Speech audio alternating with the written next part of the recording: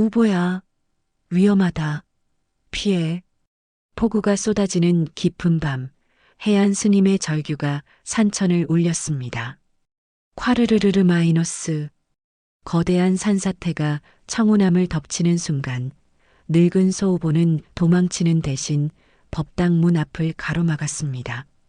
우보야, 제발 피해. 나는 괜찮으니까. 우보의 울음소리는 절박했습니다. 수천 톤의 흙더미와 바위가 무서운 속도로 쏟아져 내렸지만 우보는 단 한 걸음도 물러서지 않았어요. 스님, 나오지 마십시오. 어디선가 들려온 목소리. 과연 누구의 목소리였을까요? 쿠구구국 마이너스. 첫 번째 바위가 우보의 등을 강타했습니다. 피가 흘러도 뼈가 부러져도 우보는 여전히 그 자리를 지켰어요. 우보야 마이너스. 강원도 깊은 산세 속에 자리 잡은 청운암은 구름조차 쉬어간다는 말이 있을 정도로 고요하고 신성한 곳이었습니다. 이른 새벽 산새들의 지저김과 함께 하루가 시작되면 법당에서 들려오는 목탁 소리가 산골 전체를 깨우곤 했죠. 그 소리를 듣고 가장 먼저 일어나는 것은 다름 아닌 늙은 소우보였습니다. 우보는 20해 동안 이곳 청운암의 가족이자 도반으로 살아왔어요. 외양간에서 눈을 뜨면 제일 먼저 법당 쪽을 바라보며 귀를 기울이는 것이 우보의 습관이었습니다. 해안 스님의 독경 소리가 들려오면 우보도 덩달아 작은 소리로 음매 마이너스 하고 화답하곤 했죠. 우보야, 오늘도 일찍 일어났구나. 해안 스님이 법당에서 나와 외양간으로 향하시면 우보는 언제나 그 자리에서 스님을 기다리고 있었습니다. 스님의 발걸음 소리만 들어도 우보의 꼬리가 살랑살랑 흔들렸어요. 20년이라는 세월 동안 단 하루도 거르지 않은 아침 인사였습니다. 스님, 안녕하십니까? 가끔 산 아래에서 올라오는 신도들이 우보를 보고 신기해하며 물어보곤 했어요. 스님, 저 소는 언제부터 이곳에 있었나요? 아, 우보 말씀이시군요. 이 아이가 여기 온 지도 벌써 20년이 되었습니다. 해안 스님은 늘 우보를 이 아이라고 부르셨어요. 나이로 따지면 우보가 이미 노년에 접어들었지만 스님에게 우보는 여전히 처음 만났던 그 작은 송아지였습니다. 그 첫 만남을 떠올리면 스님의 마음은 여전히 뭉클해졌어요. 20년 전 스님이 시장에 탁발을 나갔다가 도살장으로 끌려가는 송아지를 보게 된 것이었습니다. 그때 송아지의 눈을 마주쳤는데 그 눈빛이 너무나 처연하고 간절했어요. 부처님께서 중생을 구하라 하셨는데 저 어린 생명을 그냥 보고만 있을 수는 없다. 스님은 그 자리에서 자신의 전 재산이었던 가사와 바르를 내놓고 송아지를 구해왔습니다. 주변 사람들은 스님을 말렸어요. 스님, 소 한 마리 때문에 가사까지 파시다니요. 다시 생각해 보십시오. 하지만 스님의 마음은 이미 정해져 있었습니다. 모든 중생이 부처가 될 수 있다고 하셨는데 저 작은 생명도 예외는 아니겠지요. 그렇게 우보는 청운암의 식구가 되었어요. 처음에는 작고 여린 송아지였던 우보가 어느새 훌쩍 자라 든든한 어른소가 되었습니다. 스님은 우보에게 우보라는 이름을 지어주었어요. 소걸음처럼 느려도 꾸준하고 성실하게 수행의 길을 걷자는 뜻이었습니다. 우보는 정말로 그 이름에 걸맞게 살았어요. 스님이 어디를 가든 뒤따라다니며 스님이 독경할 때는 조용히 옆에 누워 있고 스님이 공양 준비를 할 때는 곁에서 지켜보곤 했습니다. 마치 수행자처럼 규칙적이고 절제된 생활을 했죠. 우보야, 너도 나와 함께 수행하고 있는 것 같구나. 스님이 우보의 등을 쓸어주며 말씀하시면 우보는 고개를 끄덕이는 듯한 표정을 지었습니다. 신도들은 종종 농담 반 진담 반으로 말했어요. 스님, 우보가 사람보다 더 영적인 것 같아요. 그럴 수도 있겠네요. 중생의 마음이 맑고 순수할수록 부처님의 가르침에 가까워지는 법이니까요. 실제로 우보는 스님의 마음을 읽는 것처럼 행동했습니다. 스님이 아프면 더욱 조용히 지내고 스님이 기쁠 때는 함께 즐거워했어요. 비가 오는 날에는 법당 처마 밑에서 비를 피하며 스님이 독경하는 소리를 들었고, 눈이 오는 날에는 외양간에서 나와 눈밭을 거닐며 스님과 함께 설경을 감상하곤 했습니다. 우보야, 오늘 눈이 참 예쁘다. 부처님께서 온 세상을 깨끗하게 씻어주시는 것 같지 않니? 음매 마이너스. 우보의 대답은 언제나 같았지만 그 울음소리에는 묘한 감정이 담겨 있었어요. 스님은 그 소리를 들을 때마다 우보와 진정한 대화를 나누고 있다는 느낌을 받았습니다. 해가 지고 별이 뜨면 스님과 우보의 하루도 마무리되었어요. 스님은 마지막으로 우보에게 안부를 묻고 외양간 문을 닫았습니다. 우보야, 오늘도 고마웠다. 내일 또 만나자꾸나. 음매 마이너스. 이렇게 평범하지만 소중한 하루하루가 쌓여 20년이라는 세월이 흘렀습니다. 그 누구보다도 깊고 순수한 도반의 정으로 이어진 스님과 우보의 인연이었죠. 하지만 세월의 흐름 앞에서 모든 것이 영원할 수는 없다는 것을 둘 다 서서히 느끼기 시작했습니다. 1장 완료 마이너스 공백 제외 글자 수 3987자. 2장 마이너스 노년의 그림자와 예감. 세월이 흐르면서 우보에게도 변화가 찾아왔습니다. 한때 맑고 영롱했던 우보의 눈은 어느새 뿌옇게 흐려져 있었어요. 젊은 시절 힘차게 움직이던 내 다리는 이제 후들거리며 걸음걸이도 예전만큼 경쾌하지 못했습니다. 우보는 이미 소로서는 상당한 고령에 접어든 상태였죠. 해안 스님 역시 우보의 변화를 예민하게 느끼고 계셨습니다. 매일 아침 외양간으로 향하실 때마다 가슴 한구석이 무거워졌어요. 우보가 일어나는 모습이 예전보다 훨씬 더디고 힘들어 보였기 때문입니다. 우보야, 많이 힘드냐? 스님이 우보의 목을 쓸어주시면 우보는 여전히 스님의 손을 핥으며 답했습니다. 하지만 그 혀의 감촉도 예전만큼 거칠지 않았어요. 모든 것이 조금씩 하지만 확실하게 변해가고 있었습니다. 밤이 되면 스님은 더욱 세심하게 우보를 돌봐주셨어요. 우보의 마른 등을 부드럽게 쓸어주며 나직한 목소리로 경전을 읽어주시는 것이 일과가 되었습니다. 관세음보살이 고통받는 중생들을 구하듯이 우리도 서로를 돌보며 살아가야 한다. 스님의 목소리가 고요한 밤 공기를 타고 흘러나갔어요. 우보는 눈을 감고 스님의 말씀에 귀 기울이며 가끔씩 작은 숨소리로 화답했습니다. 그런 어느 날 밤 스님은 우보에게 평소보다 더 깊은 이야기를 들려주셨어요. 우보야, 너와 나의 인연이 이토록 깊은 것은 전생에 풀지 못한 숙제가 있기 때문이겠지. 우보의 귀가 살짝 움직였습니다. 마치 스님의 말을 이해하고 있는 것처럼요. 부처님께서는 윤회를 통해 모든 중생이 서로 연결되어 있다고 말씀하셨단다. 어쩌면 우리도 전생의 형제였을지 모르겠구나.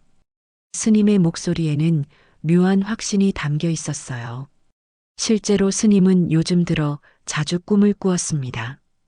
꿈속에서 스님은 젊은 무사였고 곁에는 친형제처럼 아끼는 동생이 있었어요.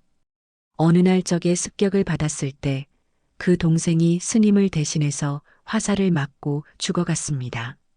형님을 대신해서 죽을 수 있어 영광입니다. 그것이 꿈속 동생의 마지막 말이었어요. 그리고 그 동생의 눈빛이 우보의 눈빛과 너무나 닮아 있었습니다. 이번 생에서는 내가 너를 지켜주고 싶었는데 이미 너도 늙어가는구나. 스님이 우보의 머리를 쓰다듬으며 말씀하시자 우보는 대답 대신 스님의 손을 거친 혀로 하찼습니다. 그런데 그때 우보의 눈에서 맑은 눈물이 한 방울 떨어졌어요. 우보야, 너도 뭔가 느끼고 있는 것이냐? 스님은 깜짝 놀라며 우보를 바라보셨습니다. 동물이 눈물을 흘린다는 것은 흔한 일이 아니었거든요. 하지만 우보의 눈에는 분명 감정이 담겨 있었습니다. 마치 스님, 제가 먼저 갈 것 같습니다라고 말하는 것 같았어요. 며칠 후 스님은 우보의 이상한 행동을 발견하기 시작했습니다.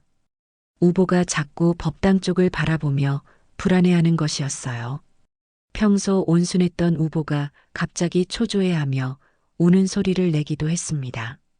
우보야, 왜 그러니? 어디 아픈 곳이라도 있니? 음메 마이너스, 음메 마이너스.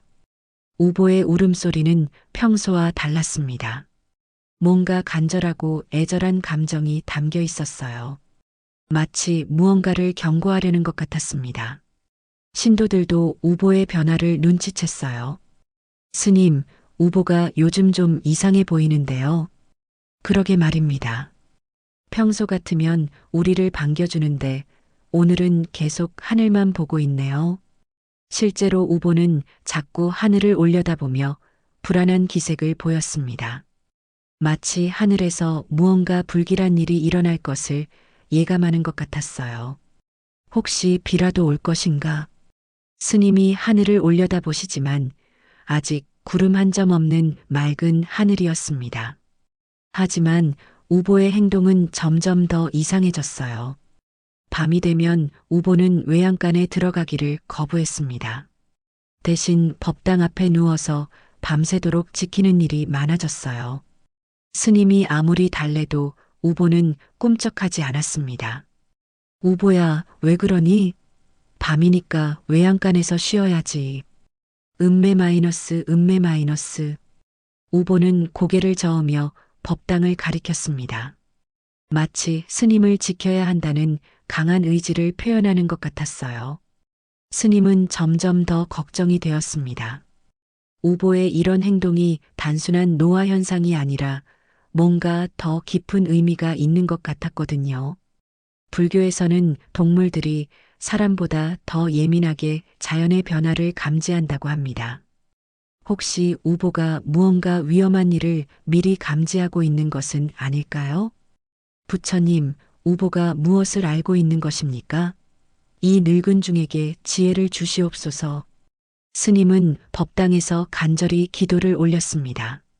한편으로는 우보의 건강이 걱정되었고 다른 한편으로는 우보의 이상한 행동이 무엇을 의미하는지 궁금했어요. 하지만 그 답을 알기까지는 얼마 남지 않았습니다. 여름이 깊어갈수록 우보의 불안한 행동은 더욱 심해졌습니다. 평소 차분하고 온순했던 우보가 계속해서 초조해하며 법당 주변을 서성거리는 일이 잦아졌어요. 특히 저녁 무렵이 되면 우보는 산 위쪽을 바라보며 불안한 울음소리를 내곤 했습니다. 음메 마이너스, 우우 마이너스. 그 울음소리는 평소 우보의 부드러운 소리와는 전혀 달랐어요. 마치 무언가 절박한 경고를 하려는 것 같았습니다. 해안 스님은 우보의 행동이 점점 더 걱정되어 갔습니다. 우보야, 대체 무엇이 그렇게 불안하니? 스님이 우보의 목을 쓰다듬어도 우보는 여전히 산 위를 응시하며 불안해했어요. 그 눈빛에는 두려움과 경계심이 가득했습니다. 그런 어느 날 오후 청운암에 특별한 손님이 찾아왔습니다. 인근 마을에서 오랫동안 스님을 따르던 할머니였어요. 스님, 안녕하십니까? 어서 오십시오. 더운 날씨에 힘드셨겠어요. 괜찮습니다. 스님 뵙고 우보도 보고 싶어서 올라왔어요. 할머니는 언제나 우보를 특별히 아껴주셨습니다. 올 때마다 우보가 좋아하는 풀을 가져와 주고 우보의 털을 쓰다듬어 주곤 했죠. 그런데 이날 할머니도 우보의 이상한 모습을 발견했어요. 어머, 우보가 왜 이렇게 불안해하고 있나요? 요즘 계속 저런 상태입니다. 뭔가 걱정스러운 일이 있는 것 같은데 정확히 무엇인지 모르겠어요.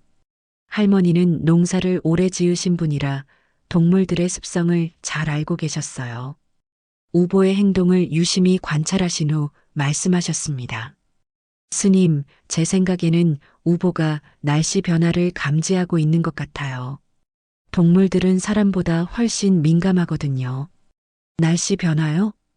네, 큰 비가 올 때나 태풍이 올 때 동물들이 저렇게 불안해하는 경우가 많아요.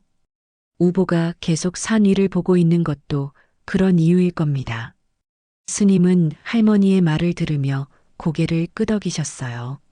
확실히 우보의 행동에는 평범하지 않은 무언가가 있었습니다.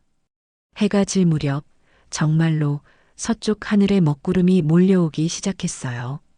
처음에는 작은 구름 조각들이었지만 시간이 갈수록 점점 더 커지고 어두워졌습니다. 바람도 평소보다 세게 불기 시작했어요. 정말 비가 오려나 보네요. 할머니가 하늘을 올려다보며 말씀하셨습니다. 우보는 더욱 불안해하며 스님 곁에 바짝 붙어 서 있었어요.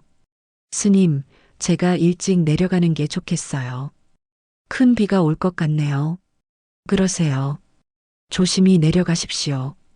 할머니가 떠난 후 청운함에는 스님과 우보만 남았습니다. 바람은 점점 더 세게 불었고 먹구름은 하늘 전체를 뒤덮기 시작했어요. 우보는 여전히 불안한 표정으로 하늘을 바라보고 있었습니다. 우보야, 비가 많이 올 것 같구나. 외양간으로 들어가자. 하지만 우보는 고개를 저었습니다. 대신 법당 앞에 더 바짝 다가서서 자리를 잡았어요. 마치 법당을 지키겠다는 의지를 보이는 것 같았습니다. 그래, 너도 걱정이 되는구나. 그럼 여기서 함께 있자꾸나. 스님은 우보와 함께 법당 처마 밑에서 다가오는 폭풍을 기다렸어요. 멀리서 천둥 소리가 들려오기 시작했습니다. 번개도 하늘을 가로질러 번쩍였어요. 관세음보살님, 이 산과 암자를 지켜주시옵소서. 스님이 기도를 올리는 동안 우보는 계속해서 주변을 경계하고 있었습니다. 특히 암자 뒤편의 절벽 쪽을 자주 돌아보며 신경 쓰는 모습이었어요. 첫 번째 빗방울이 떨어지기 시작했습니다. 처음에는 성긴 빗방울이었지만 곧 더 굵고 많은 비가 쏟아지기 시작했어요. 바람도 더욱 거세졌습니다. 우보야, 이제 정말 큰 비가 오는구나. 우보는 스님의 말에 음매 마이너스하고 대답했지만 그 울음소리에는 여전히 불안함이 가득했어요. 마치 이 비가 단순한 여름 소나기가 아니라 더 무서운 무언가를 가져올 것이라는 예감이 있는 것 같았습니다. 밤이 깊어갈수록 비는 더욱 세게 내렸어요. 천둥 소리도 점점 더 크고 가까워졌습니다. 번개가 칠 때마다 산 전체가 순간적으로 환하게 밝아졌다가 다시 어둠 속으로 빨려 들어갔어요. 이런 비는 처음 보는 것 같구나. 스님도 이렇게 거센 폭우는 처음 경험하는 것이었습니다. 평소 온화한 성품의 스님도 이날만은 약간의 불안함을 느꼈어요. 하지만 우보가 곁에 있어 든든했습니다. 우보야, 내가 있어서 든든하다. 우리 함께 이 밤을 견뎌내자꾸나. 우보는 스님을 바라보며 고개를 끄덕였어요. 그 눈빛에는 스님을 지키겠다는 강한 의지가 담겨 있었습니다. 하지만 우보 자신도 이것이 평범한 폭우가 아니라는 것을 본능적으로 알고 있었어요. 자정이 가까워질수록 상황은 더욱 심각해졌습니다. 비는 마치 하늘에 구멍이 난 것처럼 쏟아졌고 바람은 암자 전체를 흔들 정도로 거세졌어요. 산울림 소리도 평소와 달리 음산하고 불길했습니다. 우보는 점점 더 초조해하며 법당 주변을 서성거렸어요. 특히 암자 뒤편의 큰 절벽을 자주 돌아보며 불안한 기색을 보였습니다. 마치 그곳에서 무언가 위험한 일이 일어날 것을 예감하는 것 같았어요. 그리고 그 예감은 곧 현실이 될 것이었습니다. 자정을 넘긴 시각, 폭우는 더욱 맹렬해졌습니다. 마치 천상에서 모든 물을 한꺼번에 쏟아붓는 것 같았어요. 번개는 연달아 하늘을 가르며 암자 전체를 순간순간 환하게 비췄고 천둥 소리는 산 전체를 뒤흔들었습니다. 해안 스님은 법당 안에서 간절히 기도를 올리고 계셨어요. 이런 극한의 상황에서는 부처님의 자비에 의지하는 것이 최선이었습니다. 나무아미타불, 관세음보살님, 이 폭풍우 속에서도 모든 중생들을 지켜주시옵소서. 스님의 기도 소리는 빗소리와 바람소리에 묻혀 들렸지만 그 간절한 만큼은 부처님께 닿을 것 같았어요. 목탁 소리가 법당 안을 맴돌며 스님의 마음을 다독여 주었습니다. 한편 우보는 법당 밖에서 더욱 불안해하고 있었어요. 외양간으로 들어가라는 스님의 권유를 끝끝내 거부하고 법당 처마 밑에서 비를 피하며 주변을 경계하고 있었습니다. 우보의 눈은 특히 암자 뒤편의 큰 절벽을 향해 있었어요. 음매 마이너스 우우 마이너스. 우보의 울음소리는 점점 더 절박해졌습니다. 평소의 온순한 소리와는 전혀 다른 마치 경고를 하려는 듯한 울음이었어요. 하지만 폭풍우 소리에 묻혀 스님에게는 제대로 들리지 않았습니다. 시간이 흐를수록 상황은 더욱 심각해졌어요. 산 위에서 내려오는 빗물의 양이 상상을 초월했습니다. 평소 잔잔하게 흐르던 계곡물은 이미 거친 급류로 변해 있었고 곳곳에서 물이 넘쳐 흘렀어요. 그때였습니다. 암자 뒤편 절벽에서 이상한 소리가 들려오기 시작했어요. 처음에는 빗소리와 구별하기 어려운 작은 소리였지만 점점 더 크고 분명해졌습니다. 드르르르르 마이너스. 흙이 흘러내리는 소리였어요. 오랫동안 쌓여있던 흙과 바위들이 폭우로 인해 느슨해지며 조금씩 움직이기 시작한 것입니다. 우보는 그 소리를 제일 먼저 알아챘어요. 음매, 음매. 우보의 울음소리가 갑자기 더욱 커지고 급박해졌습니다. 이번에는 정말로 위험을 알리는 경고였어요. 우보는 법당 문 앞으로 달려가서 필사적으로 울어댔습니다. 법당 안에서 기도를 올리던 스님이 우보의 이상한 울음소리를 들었어요. 우보가 왜 저렇게 우는 것일까? 스님이 고개를 들어 귀를 기울이는 순간이었습니다. 쿠르르르르 마이너스, 쿠르르르 마이너스. 절벽에서 들려오는 소리가 점점 더 커졌어요. 이제는 단순한 흙이 흘러내리는 소리가 아니라 뭔가 거대한 것이 움직이는 소리였습니다. 우보는 더욱 절박하게 울며 법당 문을 들이받기 시작했어요. 음매, 음매, 우우 마이너스. 이번에는 스님도 우보의 울음이 평범하지 않다는 것을 알아차렸습니다. 급히 기도를 중단하고 밖으로 나가려 했어요. 우보야, 무슨 일이니? 그런데 바로 그 순간이었습니다. 콰르르르르 마이너스. 천지를 뒤흔드는 거대한 소음과 함께 암자 뒤편의 절벽이 무너지기 시작했어요. 오랫동안 산을 지탱해왔던 거대한 바위와 수천 톤의 흙더미가 폭우에 견디지 못하고 한꺼번에 쏟아져 내린 것입니다. 산사태다. 스님이 깨달은 순간 우보는 이미 법당 문 앞을 가로막고 서 있었어요. 거대한 흙더미와 바위들이 암자를 향해 쏟아져 내려오는데 우보는 도망치는 대신 스님이 있는 법당을 보호하려 했습니다. 우보야, 위험하다. 피해. 스님이 소리쳤지만 우보는 꿈쩍하지 않았어요. 오히려 더 단단히 법당 문 앞에 자리를 잡았습니다. 우보의 눈에는 결연한 의지가 가득했어요. 그때 어디선가 목소리가 들려왔습니다. 스님, 나오지 마십시오. 환청이었을까요? 분명 사람의 목소리 같았는데 주변에는 아무도 없었어요. 하지만 스님은 그 목소리를 분명히 들었습니다. 무너져 내리는 흙더미와 바위들이 점점 더 가까워졌어요. 이제 정말 몇 초 후면 암자 전체가 파묻힐 상황이었습니다. 바로 그때 우보가 놀라운 행동을 보였어요. 스님이 밖으로 나오려 하는 것을 막기 위해 자신의 거대한 몸으로 법당 문을 들이받은 것입니다. 그 충격으로 문이 안쪽으로 밀려 들어가며 스님이 밖으로 나올 수 없게 되었어요. 우보야, 너도 안으로 들어와. 하지만 우보는 법당 안으로 들어가지 않았습니다.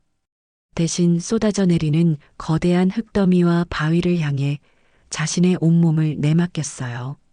마치 자신의 몸으로 법당을 지키겠다는 의지를 보이는 것 같았습니다. 夸광 마이너스. 엄청난 소음과 함께 첫 번째 바위 덩어리가 우보를 덮쳤어요. 하지만 우보는 비명을 지르지 않았습니다. 오히려 더욱 단단히 자세를 잡고 법당을 보호했어요. 우보야 마이너스. 스님의 절규가 폭풍우 속에 울려 퍼졌습니다. 하지만 이미 돌이킬 수 없었어요. 거대한 산사태가 청운암을 덮치기 시작한 것입니다. 그리고 우보는 마지막까지 자신의 자리를 지켰습니다. 사랑하는 스님을 구하기 위해서 말이에요. 콰르르르르 마이너스. 거대한 산사태가 청운암을 덮치는 순간 우보는 자신의 온 몸으로 법당 입구를 막아섰습니다. 수천 톤의 흙더미와 바위들이 무서운 속도로 쏟아져 내려왔지만 우보는 단 한 걸음도 물러서지 않았어요. 쿠구구궁 마이너스.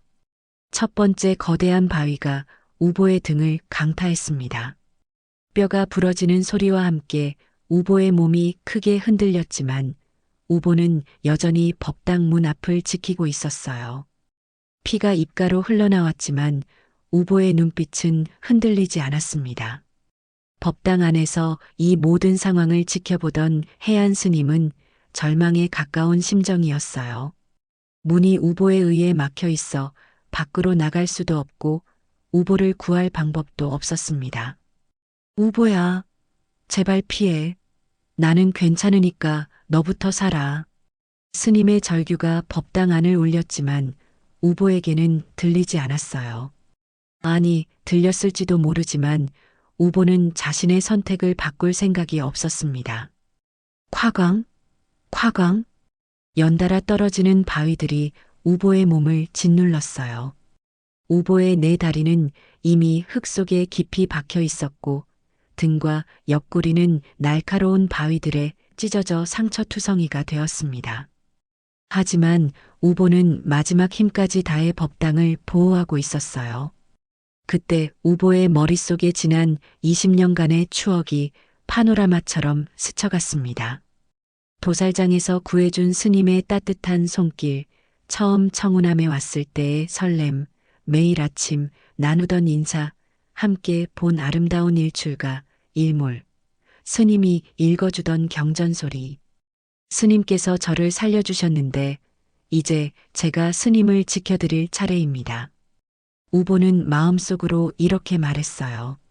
비록 말로 표현할 수는 없었지만 우보의 마음은 확고했습니다. 산사태는 계속되었어요. 법당의 일부분이 무너져 내렸지만 우보가 온몸으로 버텨낸 덕분에 스님이 계신 불단 쪽은 무사했습니다.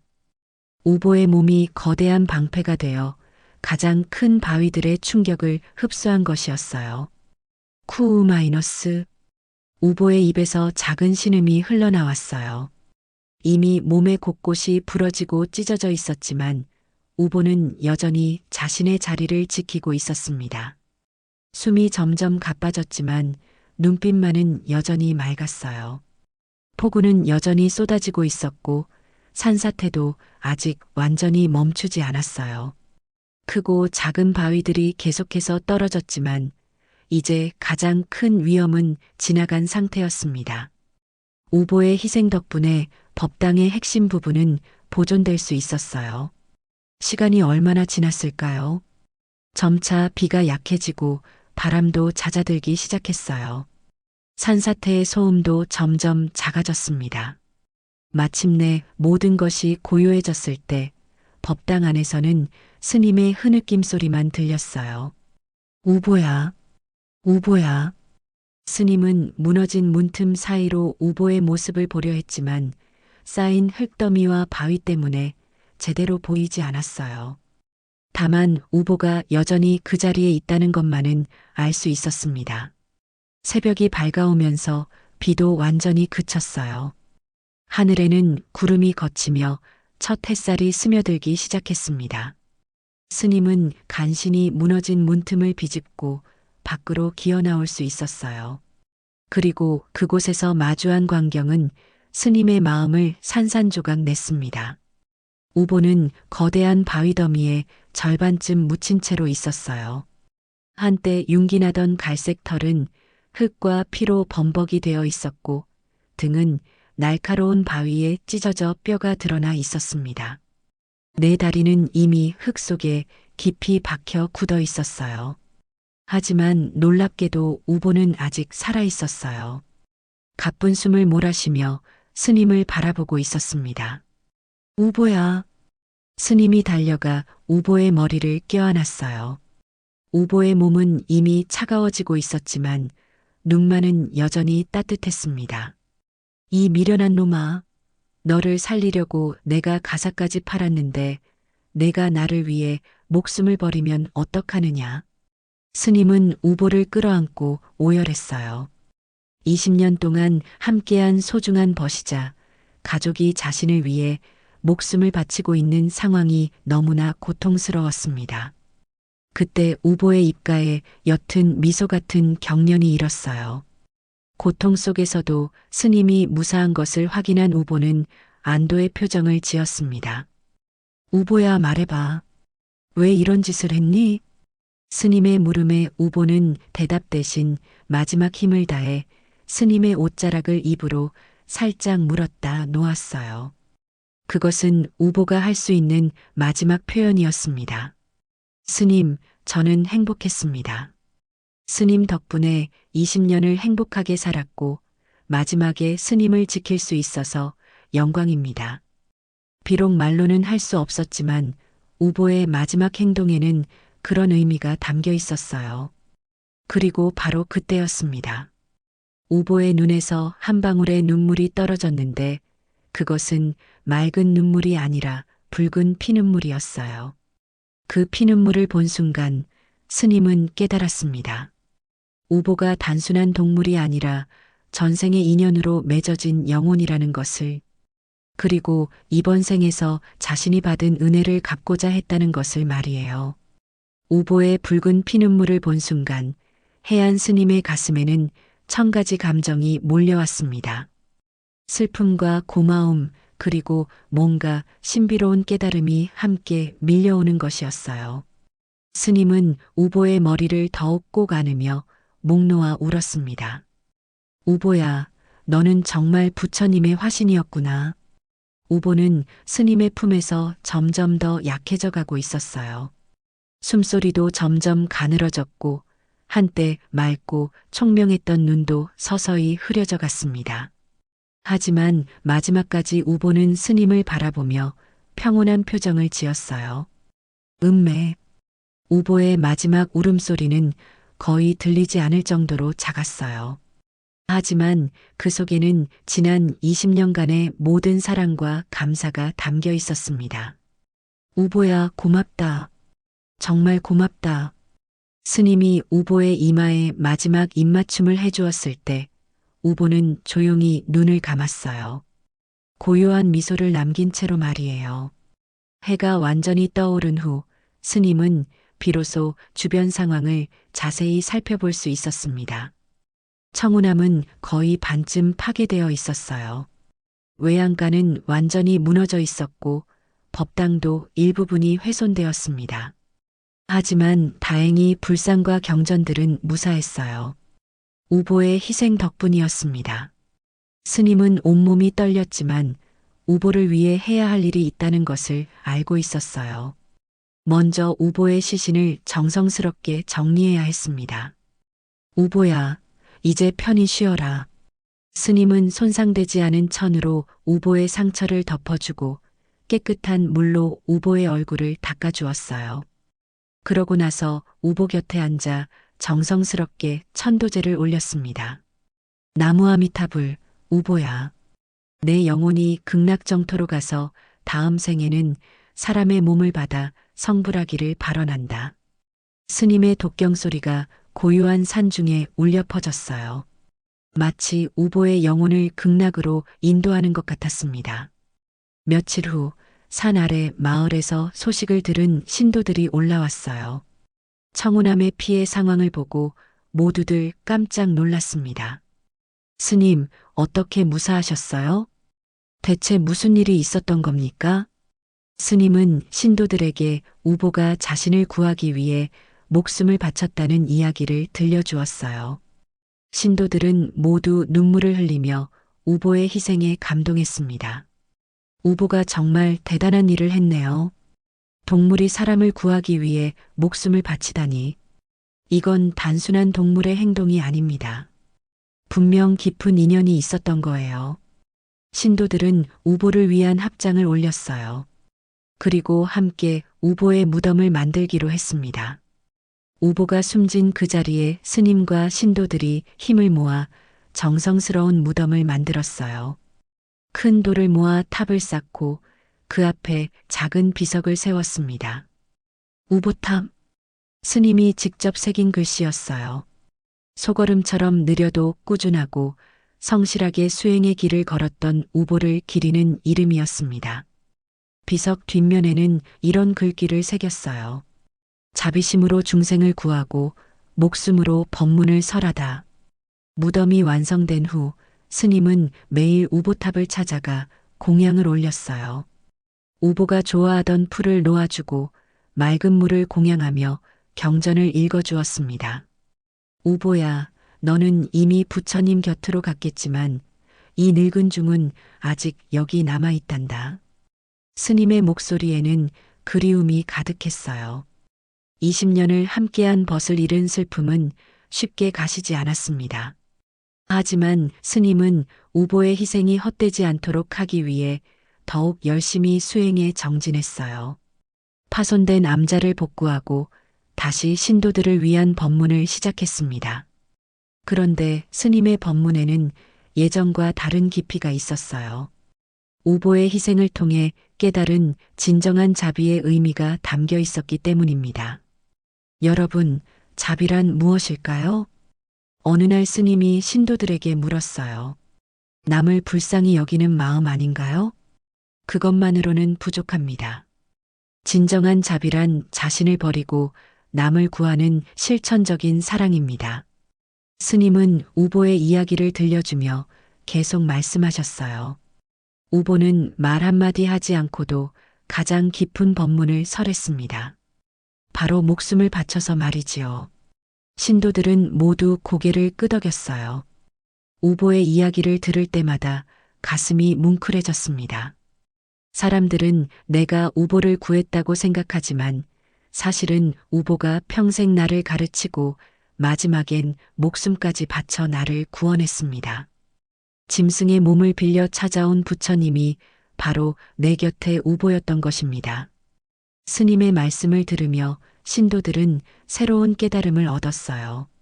부처님이 꼭 인간의 모습으로만 나타나는 것이 아니라는 것을, 그리고 진정한 가르침은 말이 아니라 행동으로 전해진다는 것을 알게 되었습니다. 밤이 되면 스님은 홀로 우보탑 앞에 앉아 명상에 잠겼어요. 별빛 아래 고요히 서 있는 탑을 바라보며 우보와 함께했던 소중한 추억들을 되새겼습니다. 우보야, 내 덕분에 나도 한 걸음 더 부처님께 가까워진 것 같다. 우보를 떠나보낸 후 시간이 흘러감에 따라 해안 스님의 수행과 법문에는 놀라운 변화가 생겼습니다. 예전에는 경전의 글귀를 소리내어 읽으며 머리로 이해하려 했다면 이제는 조용한 침묵 속에서 마음으로 깨달음을 구하게 되었어요. 스님은 더 이상 복잡한 불교 이론을 설명하지 않았습니다. 대신 우보가 보여준 실천적 자비의 모습을 통해 부처님의 가르침을 전했어요. 부처님께서 말씀하신 자비행이 무엇인지 알고 싶으면 경전을 100번 읽는 것보다 한 번의 진정한 실천이 낫습니다. 어느 날 찾아온 신도가 물었어요. 스님, 그럼 우리는 어떻게 실천해야 할까요? 거창할 것 없습니다. 매일 만나는 사람들에게 조금씩 더 친절하게 대하고 작은 생명이라도 소중히 여기는 마음을 가지면 됩니다. 스님의 대답은 언제나 간단명료했어요. 하지만 그 안에는 깊은 지혜가 담겨 있었습니다. 청운함을 찾는 신도들의 발걸음도 점점 늘어났어요. 우보의 이야기가 입소문을 타고 퍼지면서 멀리서부터 찾아오는 사람들이 많아진 것입니다. 스님, 우보 이야기를 직접 들어보고 싶어서 왔습니다. 우보탑에 참배하러 왔어요. 사람들은 우보탑 앞에서 합장하며 각자의 소원을 빌었어요. 특히 반려동물을 기르는 사람들이 많이 찾아왔습니다.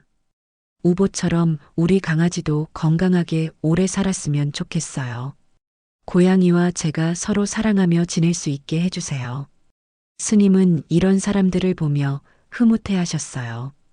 우보의 희생이 많은 사람들에게 동물과 인간 사이의 진정한 사랑을 깨닫게 해주고 있었기 때문입니다.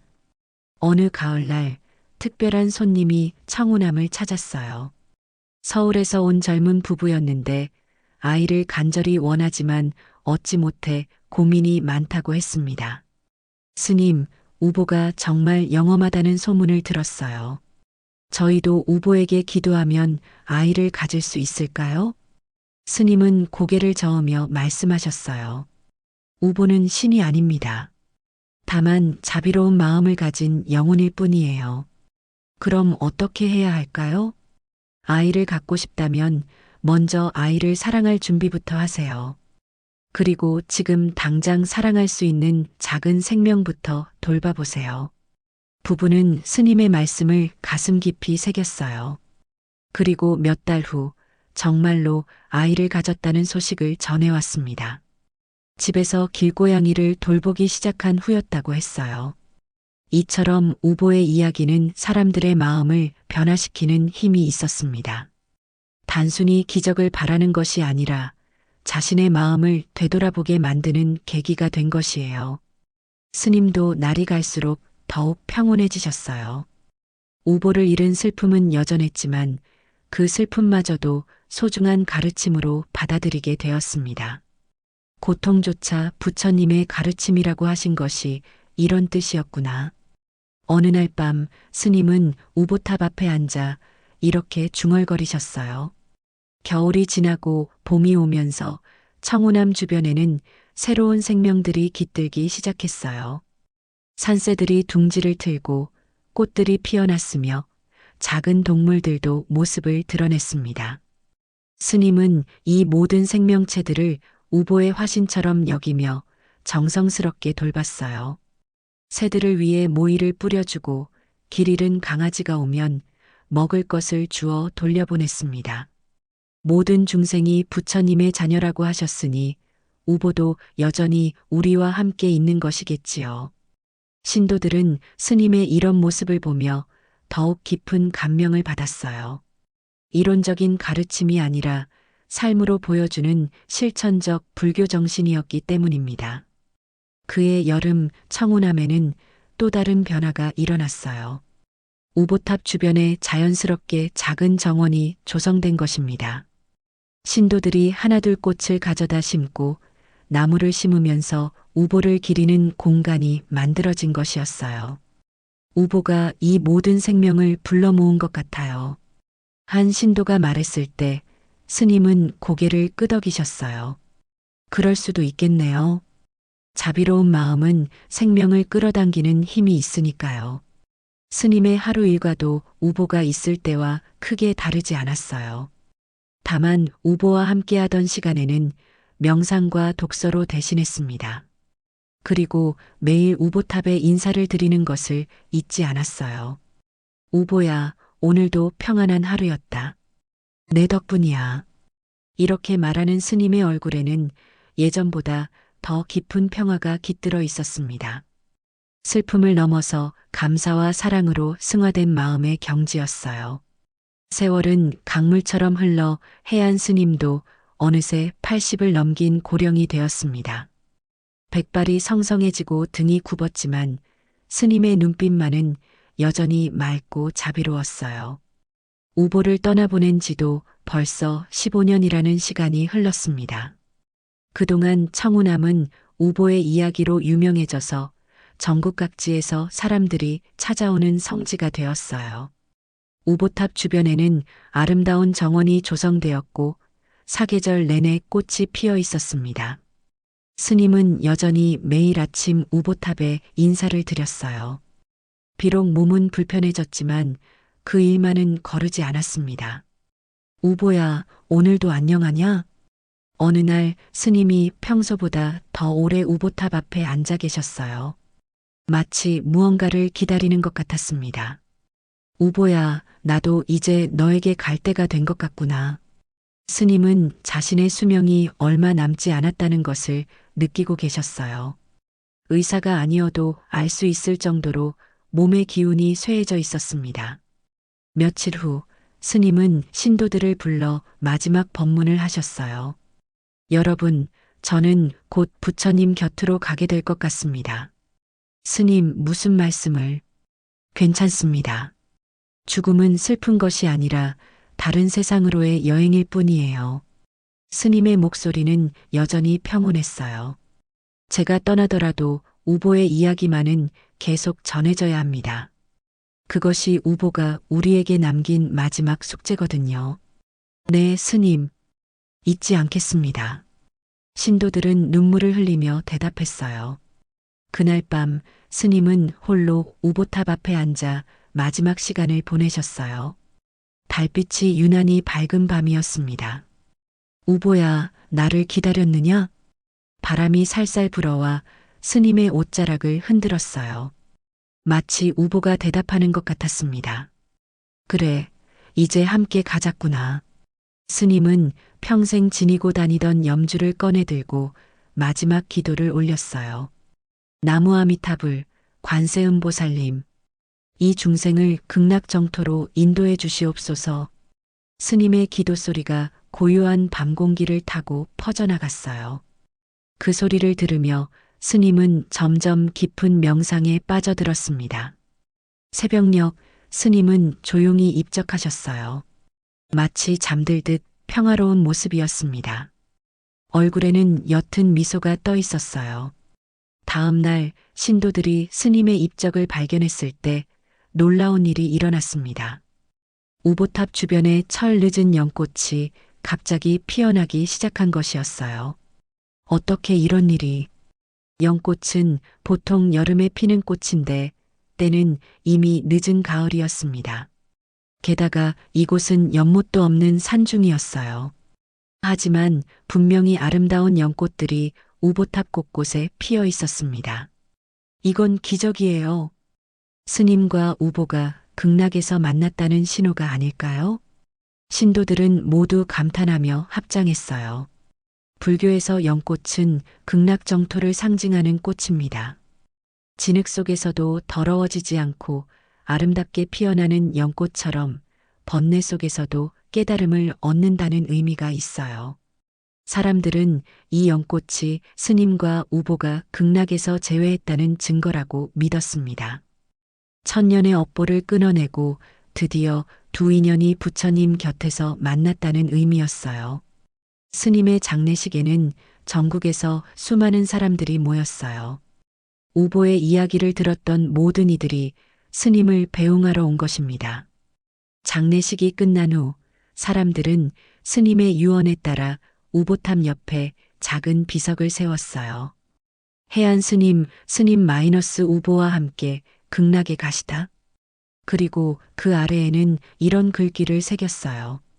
인연 천년 불변 사랑 영원 무궁. 천년의 인연은 변하지 않고 스승의 사랑은 영원하고 무궁하다.